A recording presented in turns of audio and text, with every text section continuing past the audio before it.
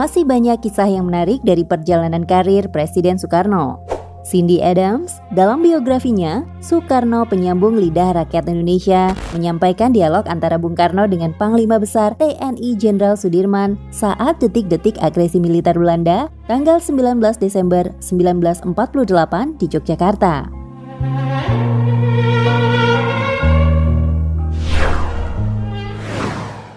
Dua jam sebelum pendaratan pasukan Belanda, Panglima Besar TNI Jenderal Sudirman yang masih berumur 30 tahun membangunkan Bung Karno. Setelah menyampaikan informasi yang diterimanya terlebih dahulu, Sudirman mendesak Bung Karno ikut dengan dia ke hutan sambil mengenakan pakaianku cepat-cepat. Bung Karno berkata, "Dirman, engkau seorang prajurit. Tempatmu di medan pertempuran dengan anak buahmu, dan tempatmu bukanlah pelarian bagi saya. Saya harus tinggal di sini, dan mungkin bisa berunding untuk kita dan memimpin rakyat kita semua," kata Bung Karno ketika itu. Kemungkinan Belanda mempertaruhkan kepala Bung Karno. Jika Bung Karno tetap tinggal di sini, Belanda mungkin menembak saya. Dalam kedua hal ini, saya menghadapi kematian. Tapi jangan khawatir, saya tidak takut. Anak-anak kita menguburkan tentara Belanda yang mati. Kita perang dengan cara yang beradab. Akan tetapi, Sudirman mengepalkan tinjunya. "Kami akan peringatkan kepada Belanda, kalau Belanda menyakiti Soekarno, bagi mereka tak ada ampunan lagi. Belanda akan mengalami pembunuhan besar-besaran." Sudirman melangkah keluar dan dengan cemas melihat udara. Ia masih belum melihat tanda-tanda. "Apakah ada instruksi terakhir sebelum saya berangkat?" kata dia. "Ya, jangan adakan pertempuran di jalanan dalam kota. Kita tak mungkin menang. Akan tetapi, pindahkanlah tentaramu keluar kota Dirman dan berjuanglah sampai mati. Saya perintahkan kepadamu untuk menyebarkan tentara ke desa-desa.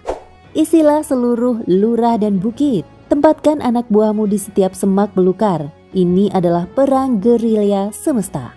Sekalipun kita harus kembali pada cara amputasi tanpa obat bius dan mempergunakan daun pisang sebagai perban, namun jangan biarkan dunia berkata bahwa kemerdekaan kita dihadiahkan dari dalam tas seorang diplomat. Perlihatkan kepada dunia bahwa kita membeli kemerdekaan itu dengan mahal, dengan darah, keringat dan tekad yang tak kunjung padam," kata dia. "Dan jangan keluar dari lurah dan bukit hingga presidenmu memerintahkannya. Ingatlah, sekalipun para pemimpin tertangkap, orang yang di bawahnya harus menggantikannya, baik ia militer maupun sipil, dan Indonesia tidak akan menyerah." Sebelumnya, Presiden Soekarno menyarankan agar Jenderal Sudirman menjalani perawatan saja, karena penyakit Sudirman pada waktu itu tergolong parah. Yang sakit itu Sudirman, Panglima Besar tidak pernah sakit. Itu jawaban sang jenderal.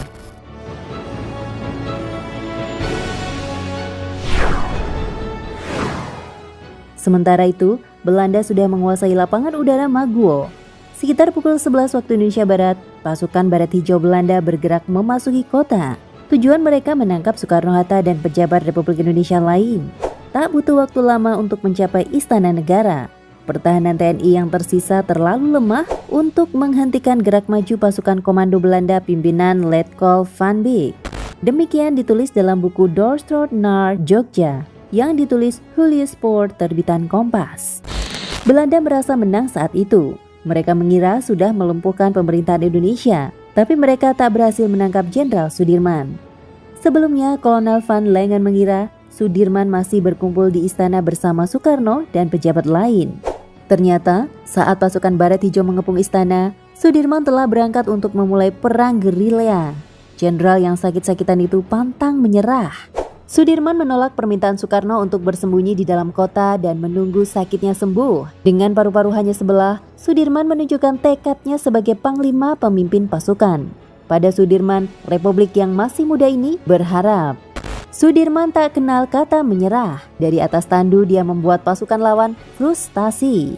Sudirman berjuang hingga Belanda terusir dari Indonesia selamanya.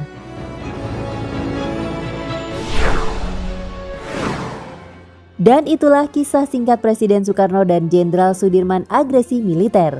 Terima kasih buat kalian semua yang sudah menonton video ini. Jangan lupa untuk menyaksikan video terbaru dari channel ini. Terima kasih dan sampai jumpa di video selanjutnya.